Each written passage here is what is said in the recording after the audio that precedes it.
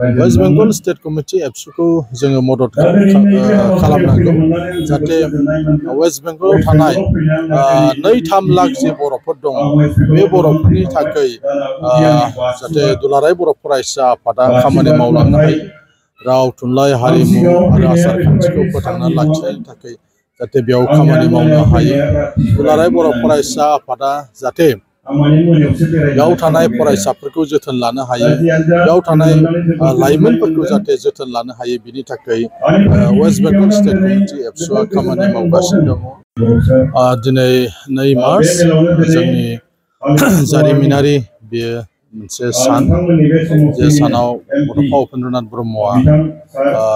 आलादा रायजोनि थाखाय दाबि खालामनाय सान बे सानावनो वेस्ट बेंगल स्टेट कमिटि दुलाराय बर' फरायसा आफादा दिनै गावसोरनि बोसोरसालिया जे जथुमा बे बोसोरसालिया जथुमाखौ दिनै खुंफुंदों चेकामारि गामियाव सानसेनि हाबाफारि लानानै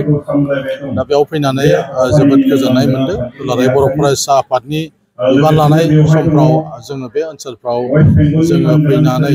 दुलाराय बर' फरायसा आफादखौ दाफामफिननायनि जे हाबाफारि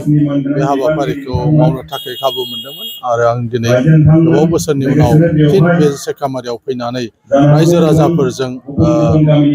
दिनैनि बे जथुमायाव बाहागो लानो थाखाय खाबु मोनदों वेस्ट बेंगल स्टेट कमिटि एबसुखौ जोङो मदद खालामनांगौ जाहाथे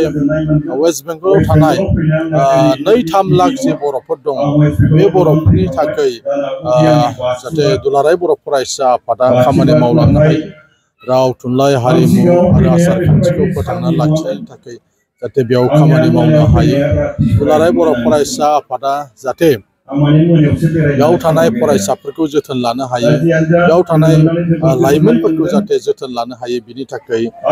वेस्ट बेंगल स्टेट कमिटि एबसुआ खामानि मावगासिनो दङ आरो सरकारजों दुलाराय बर' फरायसा आफाद वेस्ट बेंगल स्टेट कमिटि आरो बर' थुनलाइ आफादा सावरायबाय थादों बिथांमोना जाहाथे वेस्ट बेंगलाव थानाय जोंनि बर'फ्रा जेराव मैखोम बर' दङ बे जायगाफ्राव जाहाथे बर' साबजेक्ट मोनसे एमआइएल हिसाबैबो जाहाथे फरायनायनि खाबुखौ मोनो बिनि थाखाय नाजागासिनो दङ आरो बिनि थाखाय सरकारजों बिथांमोना सावरायबाय थादों दिनैबो बेयाव नुजाफैनाय एमएलए आरो एमपि बिथांमोनखौ जोंबो खावलायदों जाहाथे एनइपि जानाय लोगो लोगो वेस्ट बेंगलाव थानाय जोंनि बर'फ्राबो मिडियाम अफ इन्सट्राक्सन नङाबाबो मोनसे जाहाथे साबजेक्ट महरै जाहाथे फरायनायनि खाबु मोनो बिथांमोनखौ जों खावलायदों आलिपुरदुवारनि एमपि बिथाङा नुजाफैदोंमोन बिथाङा खोथा होदों जे फैगौ पार्लामेन्ट सेसन जानाय समाव जि मोनसे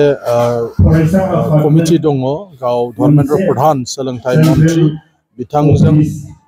बिथाङा सावरायगोन होननानै बुंदों बिथाङा रादाय होदों जे गावनि समस्थियावनो जिहेतु बांसिन बर'फोर दङ वेस्ट बेंगलाव आलिपुरदुवार एमएलए समस्थिनि सिङाव बिथाङा बे बाथ्राखौ लानानै नाजालांगोन होननानै बिथाङा बुंदों आरोबाव